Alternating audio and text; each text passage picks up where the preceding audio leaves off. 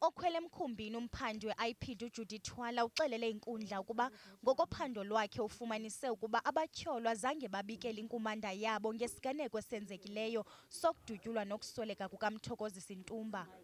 After we viewed the footage with the unit commanders, I asked them whether they were informed about this incident. They stated that they were not aware of the incident. The members didn't inform them. Can you tell listener about Captain Shang as to why is it important for you, why did you find a need? Why was there a need for you to specifically talk to him? Because he's the immediate commander of the 4 accused. Lo mphandi uthi emva kokuba waye wafuna iincwadi ezineenkcukacha malunga nabantu ababehamba ngenyala wafumanisa ukuba umqhubi wayo yayingumtyholwa wesithathu uMadimela Lekgodi.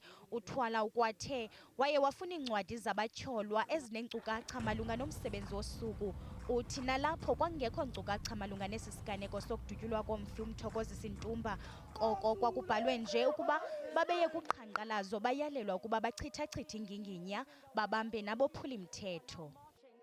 Through that investigation of the pocketbooks, from accused number 1, 2, 3, there was less information. There was no information about the incident.